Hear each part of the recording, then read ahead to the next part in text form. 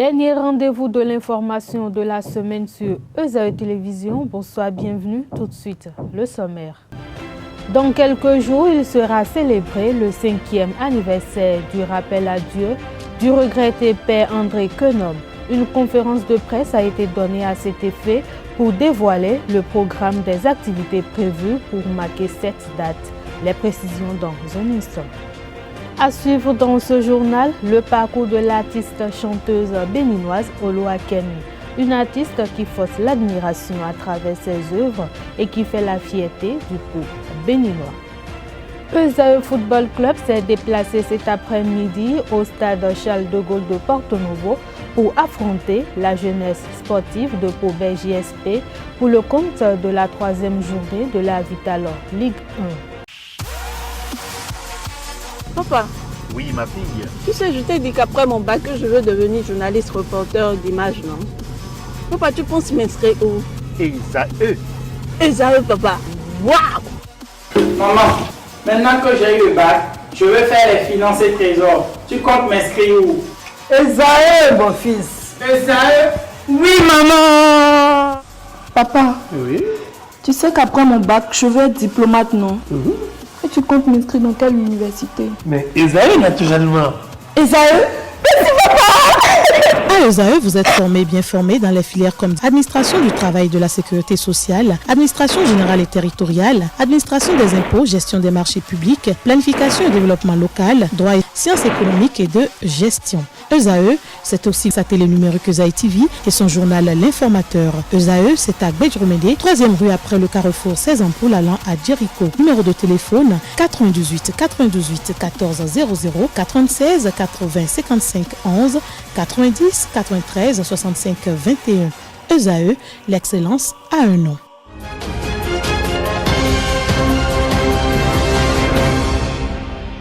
À nouveau, bonsoir. Il sera célébré dans quelques jours le 5e anniversaire du rappel à Dieu du regretté Père André Quenom. À cet effet, dans la matinée de ce vendredi 25 octobre 2019, une conférence de presse dévoilant la première édition du prix Père André Quenom du Bon Citoyen, la 2e édition du concours d'articles de presse dénommé Écrit la liberté et enfin le programme des activités prévues pour marquer cette date a été donné. Le journal catholique La Croix du Bénin et la communauté catholique du Bénin ont décidé de commémorer le 5e anniversaire de décès de Père André Quenom. C'est l'essentiel de la conférence de presse animée par le comité d'organisation ce 25 octobre à l'église Saint-Michel de Cotonou. Le 10 novembre 2014, c'était un coup de tonnerre fatal dans le ciel déjà tumultueux du Bénin que le Père André Quenom tentait par son ministère de communicateur de Dieu de rendre un peu plus serein. Un coup de tonnerre parce que venait de disparaître un prêtre, un journaliste, un citoyen qui s'est battu pour les valeurs. Le prêtre journaliste André Saturnin Quenom a été une figure emblématique du paysage médiatique béninois. Il est ordonné prêtre par le pape Jean-Paul II le 3 février 1993 lors de sa seconde visite pastorale au Bénin. Il a été envoyé aux études à l'université de Duquesne en Pennsylvanie aux États-Unis, où il obtient un master en journalisme et un doctorat en philosophie de la communication. Il revient au Bénin sur l'appel de son évêque et est nommé directeur de publication de l'hebdomadaire catholique La Croix du Bénin. Le programme de cette commémoration s'achèvera le 11 décembre prochain. Pour commémorer ces 5 années déjà passées après son rappel à Dieu. Et au nombre des activités, premièrement, il faut retenir qu'il y a tout le mois de novembre qui est consacré à des messes, puisque le jour d'incidence même, c'est le 10. Donc du 1er au 9 novembre, nous avons des messes sur des paroisses différentes. Vous devez voir le détail sur les copies que nous avons distribuées. Et le 10 même, la messe sera célébrée à Saint-Gall. À la suite de la messe, il y aura un dépôt de gerbes sur sa tombe et également une flamme qui sera déposée sur toutes les autres tombes qui sont dans le cimetière. La première messe pour démarrer les activités aura lieu donc le 1er novembre à 13h, ici à l'église Saint-Michel même. La deuxième activité, c'est une exposition photo que nous organisons, une exposition photo qui retrace à peu près la vie du Père, depuis son enfance, son ordination, sa vie pastorale, sa vie dans ses exercices de directeur de publication, de prêtre, jusqu'à sa mort, qui auront lieu au Centre Paul VI, parce que ces journées seront couplées avec une journée porte ouverte sur la croix du Bénin. Et ces expositions photos seront ouvertes du 1er jusqu'au 9 au Centre Paul VI, mais seront l'église Saint-Michel, pour ne pas dire la salle d'attente ou la salle d'accueil des demandes de messe de l'église Saint-Michel, aussi va servir de relais. La troisième activité, c'est une journée de réflexion que nous organisons le samedi 9 novembre au Centre Paul VI. Et la journée de réflexion, c'est sur le chrétien catholique béninois et le sens de l'éthique dans son milieu de travail. Les plus jeunes n'ont pas été oubliés dans ce programme. Il est organisé à leur intention un concours d'articles de presse suivi de plaidoyers intitulé « Prix spécial André Quenome, écrit la liberté ». À présent, je vous invite à suivre le directeur du journal La Croix, le père Serge Bidouzo. Au micro de Carles Kitomé et d'Anita Marcos, il apporte des éclaircissements sur la deuxième édition du concours d'articles de presse dénommé Écrit la liberté. C'est un concours ouvert aux jeunes, non journalistes, non professionnels. Donc jeunes élèves ou étudiants, mais ayant au moins 18 ans, sachant lire et écrire, bien sûr, et qui peuvent défendre ce qu'ils auraient envoyé comme test. Le test est généralement reçu et analysé par un certain nombre de jurys, composés d'hommes de presse, d'avocats, pour pouvoir suivre la plaidoirie des tests que les jeunes effectueront, et aussi de citoyens comme vous et moi, mais désignés par le comité d'organisation généralement. Donc la plaidoirie a lieu dans une séance ou au cours de la cérémonie de remise de prix, c'est-à-dire ceux qui envoient les tests sont généralement présélectionnés ou les présélectionnés sont informés. Donc c'est au cours de la soirée que le lauréat est désigné. Donc c'est devant tout le monde. Donc voilà en gros, en fait la date limite sera communiquée au plus tard le 1er novembre, au lancement des activités. C'est un concours ouvert, en fait c'est en ligne, puisque les tests doivent être envoyés à une adresse. Les tests ne sont déposés ni à la Croix, ni auprès d'une essai. L'adresse existe. On communique l'adresse et les tests sont envoyés en ligne. Et dès que vous envoyez le test, ils vous font un retour pour vous dire nous avons bien. Il y a un accusé de réception pour vous préciser que nous avons bien reçu votre test. Si vous êtes sélectionné, vous serez averti. Vous pourrez consulter les résultats sur telle page. Donc il y a toute une communication qui suit. Mais le tout, ce n'est pas d'écrire et d'envoyer. Puisqu'en réalité, le prix que nous allons décerner n'est pas un prix qui vient directement du comité d'organisation de ces 5 ans.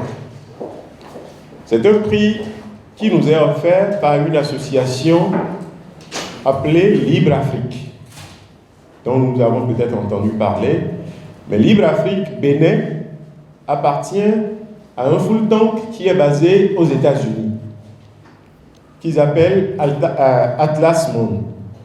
Donc chaque année, Atlas Monde a pour habitude d'offrir un prix pour les jeunes dans le monde en matière d'écriture et d'expression. C'est au cours d'une rencontre l'année dernière où le prix devait porter le nom du professeur Kofi Annan que nous avons suggéré qu'au lieu que ce soit lui au Bénin, nous souhaiterions que ce prix porte plutôt le nom Père André Quenom. C'est vrai que ça a été beaucoup d'échanges parce qu'ils ont voulu savoir qui c'est, pourquoi nous y tenons, qu'est-ce qu'il a été et tout. Ils nous ont demandé de la documentation que nous avons envoyée et c'est après analyse qu'ils ont autorisé que désormais le premier prix attribué au Bénin par Atlas porte son nom. Et puisque c'est une association qui vise l'épanouissement de la jeunesse, donc ils nous ont donné leur accord pour que chaque année, tant que c'est possible, ce prix-là porte ce nom. Donc c'est un prix composé d'un trophée et d'une enveloppe financière. Donc nous avons déjà fait la première édition l'année dernière et la deuxième édition aura lieu cette année. La communauté internationale a célébré hier jeudi 24 octobre 2019 le 114e anniversaire de la Journée des Nations Unies au Bénin.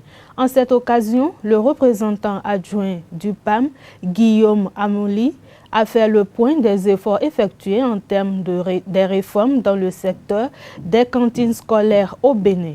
Je vous invite à le suivre pour en savoir davantage. Notre succès aujourd'hui est surtout lié au fait que les communautés se sont appropriées de ce programme. Ils se sont engagés à pouvoir apporter leur complément en nature. Ils mettent en place d'autres projets, comme des projets de jardins scolaires, des projets de petit élevage, pour combler les gaps qui existent dans les paniers que nous apportons. C'est un programme qui vise 4000 écoles, 600 000 élèves. Mais à ce jour, nous avons constaté qu'avec les cantines scolaires, le taux de fréquentation a augmenté d'à peu près 50%.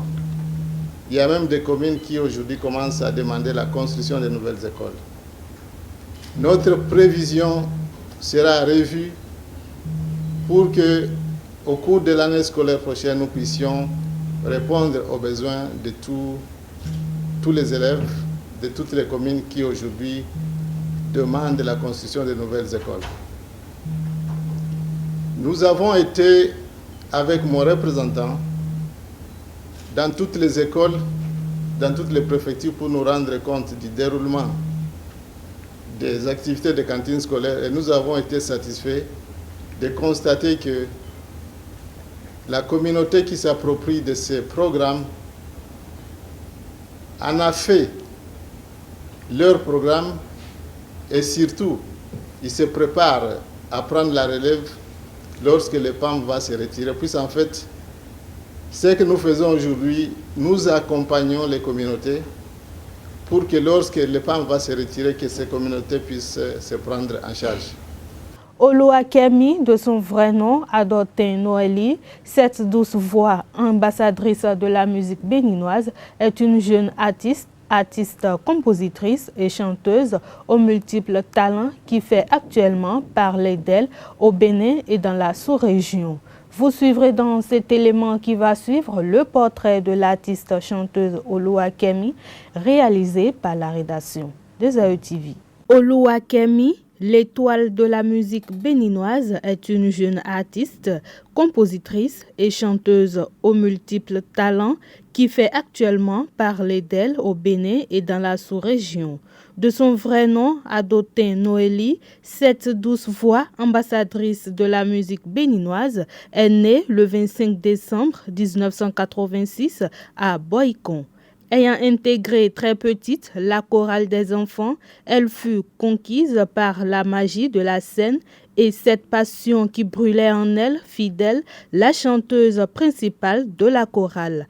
Portée par ce flambeau et après cette année passée à la tête de la chorale, elle décida de faire une carrière musicale à part entière. Elle arrêta ses études et intégra l'orchestre Les Supercats. Sa voix et ses performances scéniques lui permirent, quelques années après, de se familiariser au public amoureux des belles sonorités. Son premier single intitulé Ma Destinée, sorti en 2001, lui a permis de rentrer de plein pied dans l'industrie de la musique béninoise. Elle enchaîna ensuite en réalisant son deuxième single, Femme, et finalement, en 2006, sortit son premier album, Ma Destinée, reçu par les mélomanes avec effervescence. Bonjour chérie était le morceau favori de l'album. Grâce à ce succès, elle enchaîne à 3 autres albums, Ainsi va la vie en 2007, Confirmation et Évolution en 2013, qui connurent tous de grands succès. Aujourd'hui, plus qu'une fierté, Oluwakemi reste et demeure la coqueluche du Bénin et son rêve actuel est de conquérir le reste du monde qui ne la connaît pas encore. Comme nomination, elle a été lauréate meilleure artiste de l'année Bubedra, Bureau béninois des droits d'auteur, ambassadrice des valeurs ethniques et morales de la gente féminine, Bénin 2011, 2012, 2013, 2014, lauréate meilleure compositrice au concours Lyris de chansons Bénin 2008, lauréate meilleure artiste au Festi Vacances Bénin 2006, lauréate meilleure artiste à la Révélation des talents Bénin 2006, meilleure vidéo de l'année 2013, Bénin Top 10 2013, lauréat de la culture 2014, musique de variété, encouragement. En 2012, elle a été meilleure artiste féminine offerte par le CA du 13e arrondissement de la ville de Cotonou. À Cotonou, capitale économique du Bénin, les points de vente de motos, un véhicule motorisé sans carrosserie à 2 roues, le plus souvent monotrace, pouvant être équipés d'un sidecar, connaissent une expansion. À cet effet, il existe une multitude de marques de motos en vente dans cette grande ville du Bénin. Une équipe de notre rédaction a fait le tour de quelques points de vente de motos pour en savoir davantage dans ce secteur de commerce. Suivez plutôt. Utilisée au quotidien pour des courses, sorties et autres services, la motocyclette, plus couramment désignée par son abréviation moto, est un véhicule motorisé sans carrosserie à 2 roues, le plus souvent monotrace, pouvant être équipé d'un sidecar. Dans les coins et recoins de la ville de Cotonou se trouvent des points de vente de ces motos. Ces endroits, autrefois en minorité, ont connu une expansion de nos jours. Cependant, le nombre de motos augmente et on peut noter une multitude de marques de motocyclettes. Les marques qu'on voit ici, là, il y a Dayang, Haoju, Sorager et d'autres encore. Maintenant, la marque la plus achetée ici, c'est Dayang avec Haoju. Ce sont les 2 marques là qu'on vend la plupart des motos. Il y a Léopard, Dayang, Webes, Dnop, Boxer aussi. Et Dayang classique. Il y a la marque Wave. Et Wave S110, Wave S, il y a aussi les Honda et Trim nouveau, il y a aussi Dayang, Aoudjou, Badja, TVS, nous avons beaucoup de motos. Le prix de chaque moto varie selon la marque et la qualité. Et comme dans tout commerce, les vendeurs de motos sont confrontés à de multiples problèmes tels que la mévente et la morosité économique. Haoju, il y a des prix standards. Eux, ils ont leurs prix fixes. Il y a Haoudjou 115 à 580. Haoudjou 116 à 420. UDS 430. Webes c'est à 680, mais son dernier prix c'est à 650. Boxer c'est à 385. Léopard c'est à 450. Dunop c'est à 380. Dayan classique c'est à 400. Il y a des moments qu'on peut vendre au moins 2 motos par jour. Parce que le temps ça ne va pas. Le temps ça ne va pas, c'est à cause de ça. Le temps ne va pas. En temps on peut dire qu'on vend par jour, mais maintenant, peut-être que dans une semaine on peut vendre 2 ou bien une moto. Au fur et à mesure ça chute, ça peut monter comme ça peut chuter.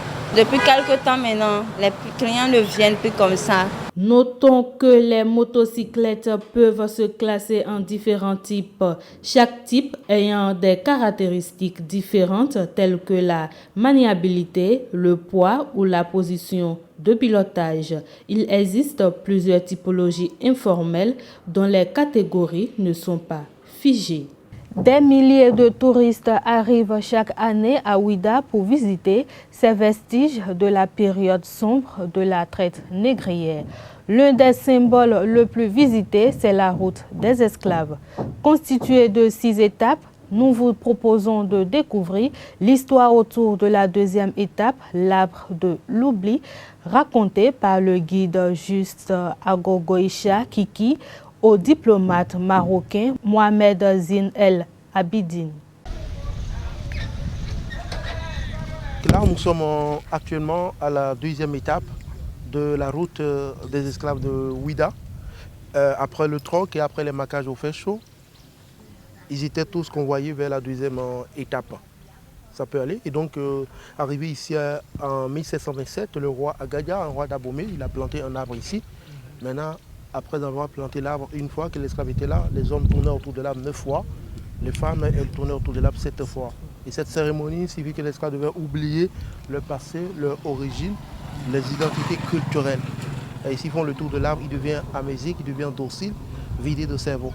Et pourquoi les hommes tournaient autour de l'arbre 9 fois et les femmes 7 fois? Parce qu'à l'époque, nos parents avaient une mauvaise idée au nombre de côtes. Parce qu'à l'époque, ils disaient que les hommes ont 9 paires de côtes, les femmes ont 7 paires de côtes. Raison pour laquelle les hommes tournaient autour de l'arbre 9 fois et les femmes 7 fois le tour de l'arbre. Et donc l'arbre là n'y est plus parce que l'arbre a été foudroyé par le dieu de la foudre. Donc arrivé ici en 1992, on a fait des fouilles archéologiques et grâce à ces fouilles, on a retrouvé l'emplacement de l'arbre. Et pour ne pas laisser l'emplacement vide, on est obligé de replanter l'arbre. C'est ça que vous voyez à côté, l'hysope. Mais l'hysope, c'est une plante purificatrice. Il suffit simplement de mettre les feuilles de l'hysope dans une grande bassine. Voilà. Il suffit simplement de mettre les feuilles là dans une grande bassine, vous ajoutez un peu de l'eau là-dessus, vous les faites écraser, vous lavez avec l'eau, vous êtes purifié. Maintenant, à côté de l'hysope, vous avez une statue de la sirène. Pourquoi la sirène? Parce que la sirène, d'abord, la sirène représente ici l'esprit, l'âme de tous ceux qui sont jetés dans la mer. Parce qu'arrivé à la plage à l'époque, il y en a qui préfèrent mourir chez eux que de partir. Et ceux-là, ils se sautent volontairement dans la mer. Et donc là, nous sommes actuellement sur la route des déportés. Ça peut aller, nous sommes sur la route des déportés. Et donc, la route des déportés. Et donc, ah oui, et à l'époque, cette route, c'était un sentier sur lequel ils marchaient pieds nus. Donc, à gauche et à droite, à l'époque, c'était que de la forêt. Donc, ils marchaient au bon milieu de la forêt. Et donc, cette route, elle a été retracée en 1992. Parce que de 1492 en 1992, ça faisait exactement 500 ans qu'a eu lieu ce commerce triangulaire. Et c'est là où nous avons connu le projet de la route des esclaves. Donc après avoir retracé la route des esclaves par son excellence Nicéphore, Dieudonné Soglo, le même président, il a profité et puis il a initié un grand festival. Le festival, on l'appelle le Festival mondial des arts et des cultes vaudous. C'est ce que nous appelons la fête du vaudou. Et c'est une fête que nous célébrons tous les 10 janvier, chaque année, tous les ans. Donc au Bénin ici, les 10 janvier sont fériés parce que c'est la fête du vaudou. Voilà. La page sport pour mettre un thème à cette édition. Esae Football Club va affronter Académie Génération Foot au tour additionnel de la Coupe de la Confédération. Les Sénégalais se sont inclinés face à Zamalek SC 0 but contre 1 hier en match retour du second tour de la Ligue africaine des champions. Sur l'ensemble de la double confrontation, les Égyptiens l'emportent 3-2 grâce au but marqué à l'aller à Dakar. Les académiciens vont recevoir le mercredi prochain les universitaires, seuls représentants béninois encore en lice en compétition africaine au stade Lat Dior. Pour ce faire, la délégation de Zaïf FC va quitter Cotonou ce lundi 28 octobre 2019 pour la capitale sénégalaise, Dakar. Mais avant, le Zaïf Football Club s'est déplacé cet après-midi à Charles de Gaulle de Porto Novo pour affronter la jeunesse sportive de Pobé JSP pour le compte de la 3e journée de la Vitalor Ligue 1. Les images et résultats dans nos prochaines éditions. Parmi les autres affiches de ce 3e acte, il y a un choc et un derby le dimanche 27. Dragon Béké FC et Dynamo Parakou Buffle du Borgo. En Ligue 2, nous avons entre autres pour le compte de la 2e journée, Soleil, AS Cotonou, Audio Avrankou, Omnisport, Entente de Candy, Dynamo, Dadje Espoir de Savalou et Requin AS Police.